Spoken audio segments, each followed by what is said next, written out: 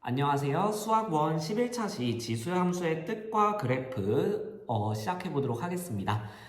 우리 이제 저번 시간까지 지수와 로그라는 개념에 대해서 배워봤어요. 근데 선생님이 수학 원 OT 때 얘기했었죠. 수학 원의 최종 목표는 무엇이다? 우리가 배웠던 것들을 결과적으로 함수까지 최종적으로 연결시키는 게 수학 원의 목표다라고 이야기를 했었어요. 그래서 우리가 배웠던 지수와 로그라는 개념을 결과적으로 함수까지 확장을 시키게 되는데요. 오늘이 그 스타트라고 보시면 되겠습니다. 그래서 오늘은 우리가 그 전에 배웠던 지수식들 있죠. 그것들을 함수 관계로 정의를 한 지수함수에 대해서 알아보는 시간을 갖도록 하겠습니다. 자, 근데 오늘 내용을 여러분들이 정확하게 이해하기 위해서는요. 그러니까 지수함수라고 하는 것을 여러분들이 정복하기 위해서는 고등학교 1학년 때 배웠던 함수 개념들과 대칭이동, 평행이동 이런 개념들에 대해서 정확하게 알고 계셔야 돼요. 그래서 오늘은 좀 복습에 힘을 쏟도록 하겠습니다. 그럼 먼저 고등학교 1학년 수학 내용 잠깐 복습하고 들어가 보도록 하겠습니다. 만약에 난 여기가 자신이 있다. 나는 뭐 이미 함수 다 알고요. 그 다음에 뭐 용어 정도 다 알고요. 대칭이동, 평행이동 다 알아요. 막 이런 친구들이 있을 수 있죠. 그런 친구들은 약간 뛰어넘기를 하셔서 지수함수 들어가는 부분부터 봐주시면 되겠습니다. 그러면 복습 시작해 보도록 하겠습니다. 자, 일단 우리 함수 관계에 대해서 알아볼 건데요. 선생님이 지금 고등학교 1학년 친구들 처음 가르친다라고 생각을 하고 한번 함수에 대한 이야기 좀 꺼내보도록 하겠습니다. 자, 만약에 이제 우리가 두 개의 집합이 주어져 있어요. x랑 y라는 집합을 설정을 해볼 건데요. 선생님 편의상 선생님은 이제 이 함수라는 것을 설명할 때 항상 뭔가 소개팅, 미팅 이런 상황을 이런 상황으로 설명하는 것을 좋아합니다. 그래서 선생님이 이번에도 약간 조금 그 상황을 빗대어서 설명을 해보려고 그래요. 자, x라는 집합은 일단 남자들의 집합이라고 한번 해보고요. y라는 집합은 여자들의 집합이라고 한번 해보도록 하겠습니다. 물론 요즘에는 뭐 이제 성적 지향성도 다양해지고 그렇기 때문에 이렇게 섣불리 하는 건 좀 애매하지만 그래도 일단 이렇게 해볼게요. 자, 그래서 이쪽 X라는 집합에는 A라는 사람과 B라는 사람과 C라는 사람이 있고요. Y라는 집합에서는 1번, 2번, 3번, 4번 이렇게 번호로 좀 구분지어서 불러보도록 하겠습니다. 자, 이제 여기에서 이상적인 소개팅이 좀 되고 싶어요. 근데 미팅이 좀 됐으면 좋겠는데 자, 만약에 A라는 사람이 너무 소심해. 그래갖고 나는 뭔가 겁나서 대시를 잘 못하겠어 해가지고 가만히 있어버리면 이건 좋은 소개팅 자리가 될 수 있을까요? 좀 그렇죠. 뭔가 그러면 이 사람만 혼자 동떨어져 놀고 있을 거 아니에요. 그쵸? 자, 그래서 이렇게 대시를 못하는 경우가 생겨서는 안 됩니다. 자, 그래서 일단 첫 번째 조건, 대시를 해야 된다. 어쨌든 대시를 해야 된다라는 거. 자, 두 번째 조건.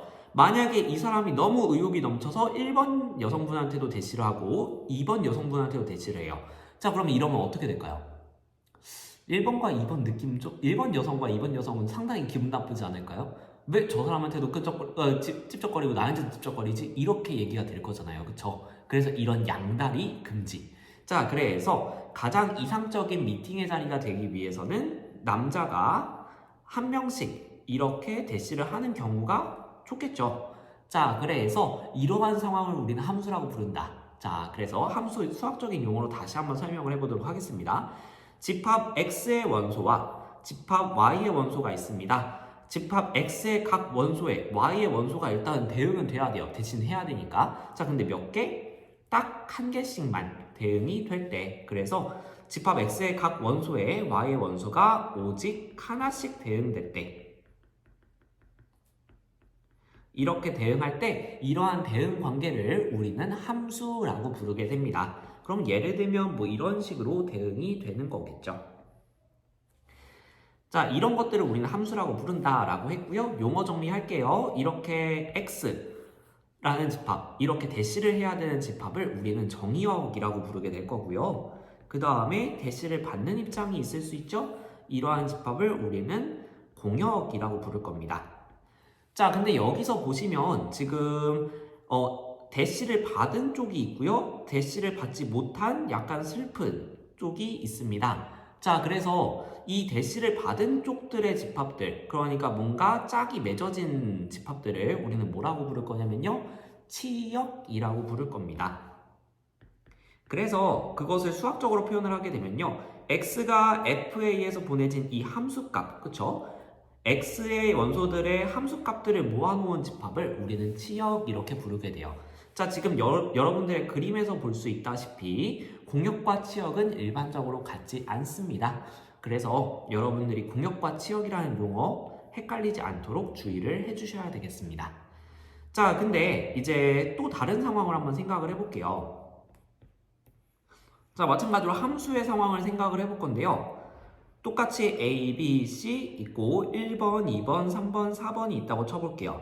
자, 만약에 1번 여성분이 정말 매력적인 사람이에요. 그래서 모든 남자들이 보면 한눈에 끌릴 만한 그런 사람이라고 한번 해보죠. 그래서 A도 1번 여성분에게 대시를 했고요. B도 1번에게, C도 1번에게 이렇게 대시를 한 상황이라고 봅시다. 자, 그러면 지금 요 미팅은 조금 이상적인 미팅이라고 부를 수 있을까요? 글쎄요, 일단은 여기에서 만약에 1번 여성분이 한 명을 골랐다 라고 하면 이 A는 만족하겠죠. 자, 근데 B와 C는 어떨까요? 슬프겠죠. 자, 좀 슬퍼지고요. 지금 선택을 받지 못했던 이 사람도 조금 슬퍼지는 비운의 소개팅이 될 수가 있습니다. 자, 그래서 이제 우리는 좀 더 이상적인 상황들에 대해서 생각을 해볼 건데요. 일단은 대시를 하는 쪽에서 이렇게 겹치게 되면 경쟁이 일어나게 되면서 뭔가 한 사람만 살아남게 되는 그런 약간 무한 경쟁 시대가 도래하게 되기 때문에 이런 상황은 아주 이상적인 상황이라고 보기는 어려울 것 같아요. 자, 그래서 이제 좀 우리가 일단은 한번 첫 번째 이상적인 상황을 생각해 보자면요. 첫 번째 이상적인 상황을 생각해 본다면 일단 남자끼리 경쟁이 붙지 않는 경우가 사실은 제일 좋겠죠. 그래서 B라는 사람은 예를 들어서 3번에게 대시를 하고 C라는 사람은 2번에게 대시를 하는 이런 상황을 보게 되면 일단 남자 쪽에서의 경쟁은 없는 상황이 되겠죠. 자, 그래서 이런 경우는 일단은 좋은 상황이라고 볼 수가 있겠죠. 자, 근데 이런 상황을 우리가 일컫는 수학 용어가 있습니다.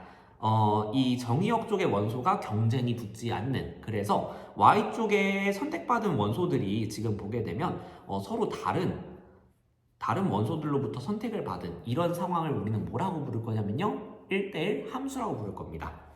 자, 그래서 이것을 수학적으로 표현하면 어떻게 수학적으로 표현할 수 있냐면요, 자, 만약에 X1과 X2가 서로 달라요. 그러니까 남자가 서로 다르면 선택한 여자도 서로 다르다, 이런 느낌이에요. 그래서 X1과 X2가 서로 다르면 fx1과 fx2도 서로 달라야 된다, 이러한 조건을 만족시키는, 그래서 남자끼리 경쟁이 붙지 않는 상황을 우리는 1대1 함수라고 부르게 될 겁니다. 자, 그리고 지금 이 상황은 남자 쪽에서는 일단 이상적인 상황이 만들어졌어요. 경쟁이 안 붙었어. 자, 근데 지금 이것도 아주 이상적인 상황이라고 볼 수는 없죠. 왜요? 지금 유일하게 울고 있는 사람이 한 사람 있습니다. 누구예요?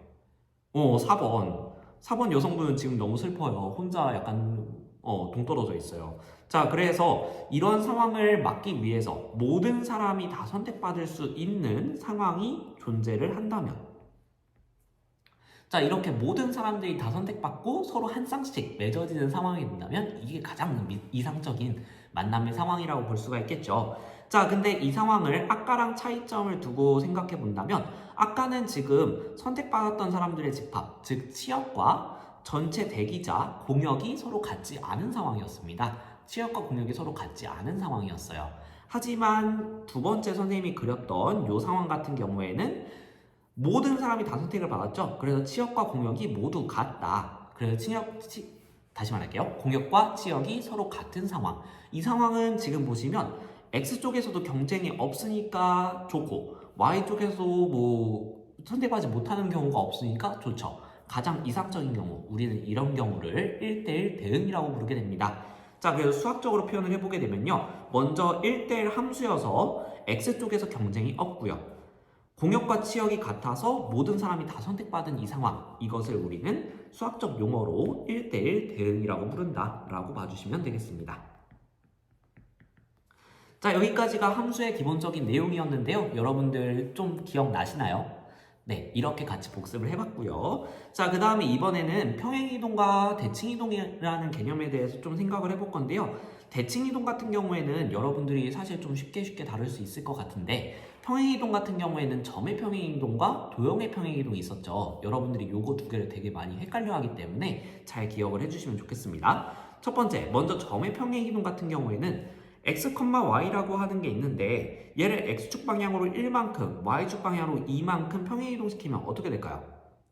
그쵸? 결과적으로 이쪽 이동된 점의 x좌표는 x에서 1만큼 더 갔기 때문에 x 플러스 1 이렇게 써줄 수 있을 것이고 y좌표는 2만큼 더해졌기 때문에 y 더하기 2 이렇게 써주면 되겠죠. 여러분들이 이런 그림으로 생각을 해본다면 결과적으로 점의 평행이동은 이동한 만큼을 더해주면 되는구나. 그래서 x, y가 x축의 방향으로 p만큼 y축의 방향으로 q만큼 평행이동을 하게 된다면 x 플러스 p, y 플러스 q 이런 식으로 이동한 만큼을 더해주면 된다라고 기억해 주시면 되겠습니다.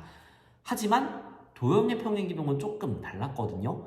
여러분들이 아마 이 증명 과정이 조금 복잡했을 텐데 결론 위주로 우리는 기억을 해볼게요. 요거 다 제 거 있으면 너무 영상이 길어지니까.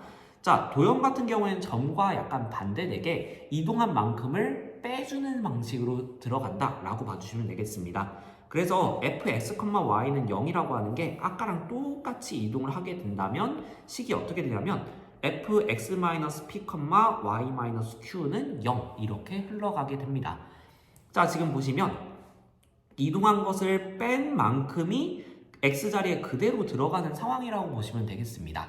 그래서 예를 들어서 우리가 y는 x제곱이라는 식이 있을 때 이것을 x축 방향으로 1만큼, y축 방향으로 2만큼 평행이동을 시키는 상황이라고 한다면 x 대신에 x-1을 통째로 집어넣는 거예요. 그래서 x-1의 제곱 이런 식으로 이 x자리 전체에 x-1이라는 식을 우겨넣는 형태로 자, 그 다음 y 대신에는 y-2를 집어넣는 형태로 이런 식으로 식이 정리돼서 정리해주면 y는 x-1의 제곱 플러스 2 이런 식으로 구해주는 것이 도형의 평행이동이다 라는 거 다시 한번 기억을 해주세요.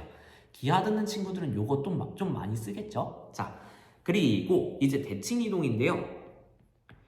대칭이동의 종류는 크게 우리가 4종류 정도 생각해 볼 수 있거든요. x축 대칭이 있고요. 그 다음에 y축 대칭이 있고요. 지금 좀 선생님이 마음이 급해가지고 글씨가 날아갑니다. 그리고 원점 대칭이 있고요. 그 다음에 마지막으로 y는 x 대칭 정도가 있어요. 그리고 좀 더 업그레이드 했을 때는 y는 마이너스 x 대칭도 생각해 보기도 하고 또는 이제 직선에 대한 일반적인 직선에 대한 대칭도 생각을 해보는데 우리는 일단 복습하는 거니까 이 정도만 먼저 잡아보도록 합시다. 자, 여러분들이 보통 이 x축, y축 원점에 대해서는 반대 문자의 부호를 바꾼다라고 생각해 주시면 돼요.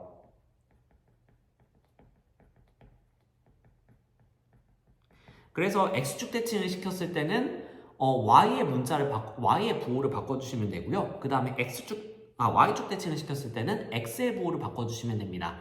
원점 대칭을 했을 때는 x, y 둘 다 바꿔주시면 되겠고요. 자, y는 x 대칭 같은 경우에 조금 특이해요. 얘는 x랑 y의 자리를 바꾸는 형태로 여러분들이 대칭 이동을 했던 거 기억나실 겁니다.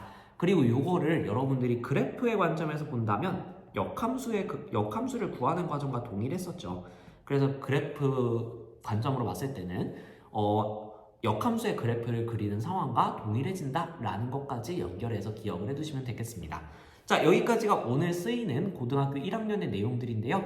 지금 잘 들으시면서 떠올라 하는 분들은 넘어가시면 되겠고요. 난 잘 안 떠오르는데 하는 친구들은 고등학교 1학년 내용 잠깐 보고 오시면 훨씬 도움이 되실 겁니다. 자, 그러면 이제 본격적으로 고등학교 2학년 지수함수 쪽으로 넘어가 볼게요. 자, 먼저 우리 지수함수라고 하는 건 어떤 거냐면요. 함수는 보통 x랑 y의 관계식을 주로 의미를 하죠. 자, 그래서 우리가 y는 a의 x제곱 이런 식으로 뭔가 지수 형태가 들어가 있고 x랑 y의 관계식이 주어져 있는 이런 형태를 우리는 지수함수라고 부르게 될 겁니다. 자, 근데 우리 지수식 생각할 때 얘기했었죠.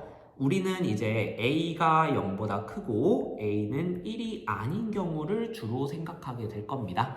자, 일단 a가 0보다 커야 되는 이유는요. 우리는 이제 x를 어느 범위에서 생각할 거냐면 실수 범위에서 생각을 할 거예요. 근데 우리가 앞으로 지수법칙 같은 것도 종종 다루게 될 텐데 그 지수법칙 같은 거를 정확하게 잘 쓰기 위해서는 밑이 무조건 0보다 커야 된다라고 했습니다. 언제부터?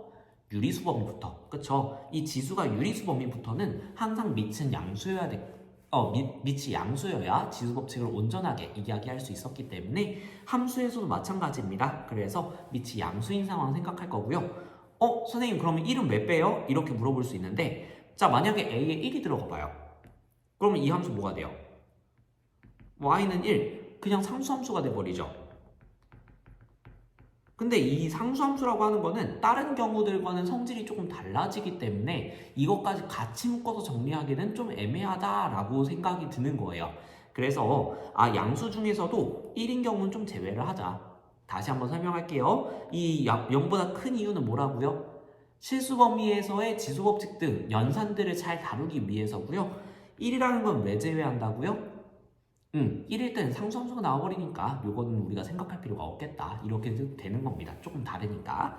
자, 여기까지 좀 이해되셨을까요?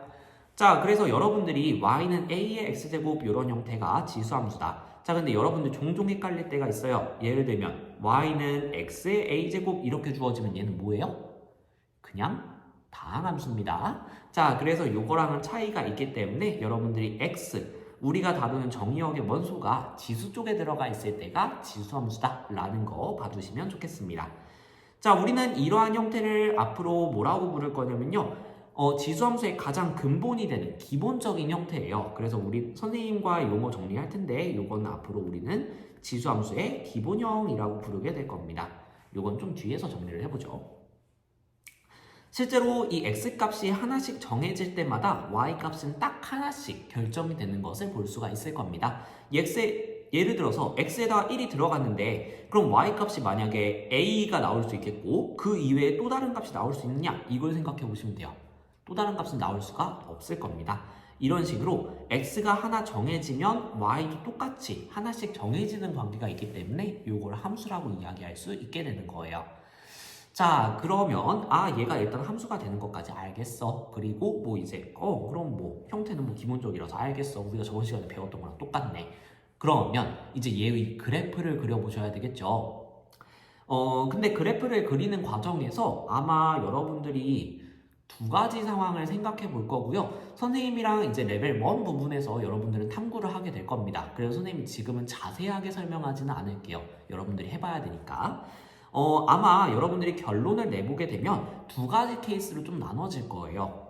A가 1보다 클 때와 A가 0과 1 사이일 때 그래프의 모양이 조금 특징적으로 갈리는 것을 볼 수가 있을 텐데요. 그래프의 모양 정말 대략적으로 표현해 보게 되면요. 여러분들이 여러 가지 공통점을 찾을 수 있을 겁니다. A가 1보다 클 때는 대략적으로 이런 모양의 그래프가 나오게 돼요. 그리고 A가 0과 1 사이의 0과 1 사이일 때는 이러한 그래프를 얻어보실 수 있을 겁니다. 자, 요거는 여러분들이 x값에다가 차근차근 넣어가시면서 점을 몇 개 찍은 다음에 부드럽게 연결하는 방법으로 그리셔도 되겠고요. 아니면 여러분들이 지우지브라라는 프로그램을 이용해서 직접 그려보게 될 겁니다.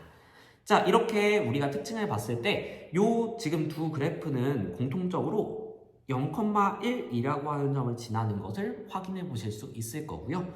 뭔가 요 끝으로 갈수록 점점 이 변화가 조그맣게 변화하게 되는데 결과적으로 결국 X축에 점점 가까워지는데 결코 닿지는 않는 그러한 관계를 가지는 것을 볼 수가 있을 겁니다. 우리가 그래서 이 X축에 점점 가까워지는 모습을 볼 수 있어서 이 X축은 결과적으로 지수함수의 그래프에 대해서 점점 가까워지는 선이다. 그래서 이걸 우리는 한자로 뭐라고 부르냐면요. 점점 가까워지는, 가까울 근자 쓰죠. 그래서 점점 가까워지는 선 해서 점근선 이렇게 부르게 될 겁니다. 자, 그래서 우리 지수함수의 기본형의 그래프 같은 경우에는 X축을 점근선으로 갖는다 라는 것을 살펴볼 수 있습니다. 자, 그리고 A가 1보다 크면 이렇게 점점 X값이 커지면 커질수록 Y값도 커지는 이렇게 증가함수의 형태를 갖는다 라는 거 보실 수가 있겠고요.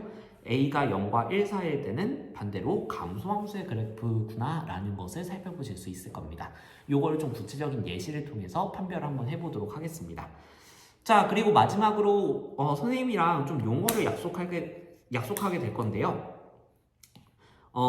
선생님은 크게 뭐 기하 수업을 들은 친구들은 알겠지만 선생님은 크게 세 가지 용어로 식을 좀 약속을 하는 편입니다. 첫 번째, 기본형. 기본형이라고 하는 것은 여러분들이 성질을 암기하는 가장 그 근본적인 형태라고 보실 수 있겠거든요. 그래서 평행이동이 되기 전의 식을 우리 선생님은 기본형이라고 부를 겁니다. 지수함수에 있어서는 y는 a의 x제곱 이런 형태가 기본형이라고 부르는 형태가 될 거예요. 자, 두 번째, 우리는 이제 평행이동을 막 다루게 되면서 기존의 식, 우리가 기억했던 식을 막 이동을 시켜볼 건데요. 그 이동된 식을 우리는 표준형이라고 부르게 될 겁니다. 그래서 평행이동이 된 후의 함수식이고요. 기본형으로부터 평행이동이 어떻게 되었는지를 한눈에 알아보기 쉬운 형태로 정리한 식을 표준형이라고 부를 것이다 라고 생각해 주시면 되겠습니다. 예를 들어서 선생님이 이렇게 줬을 때 얘는 a의 kx제곱, y는 a의 kx제곱이라는 식을 x축으로 p만큼, y축으로 q만큼 평행이동했구나 라는 걸 빠르게 볼 수 있거든요. 자, 그래서 이러한 형태를 우리는 표준형이라고 부를 거고요. 일반형은 뭔가 이 함수가 무슨 함수인지는 알겠어. 즉 지수함수, 다항함수, 뭐 이차함수 뭐 이런 건지는 알겠어. 근데 평행이동을 얼마만큼 했는지는 잘 안 보이는 형태. 그래서 싹 다 전개된 형태거든요. 그런 것들을 우리는 일반형이라고 부를 겁니다. 예를 들면 지금 표준형에서는 지금 K로 묶이면서 X자리에 이렇게 식이 통째로 들어갔구나 라는 것을 한눈에 볼 수 있는데 지금 이 형태는 X 대신에 뭐가 들어가는지 잘 안 보이죠? 그래서 우리가 추가적인 조작을 해야 하는 형태라고 볼 수 있겠습니다. 요거를 선생님과는 일반형 이렇게 부르게 될 겁니다. 자, 여기까지 용어 정리를 했고요. 우리 그러면 본 수업 시간에는 그래프도 그려보고 그 다음에 그걸 직접 이동도 시켜보고 생각해보면서 여러 가지 활동을 진행해 보도록 하겠습니다. 그러면 영상 보시느라 고생 많으셨습니다.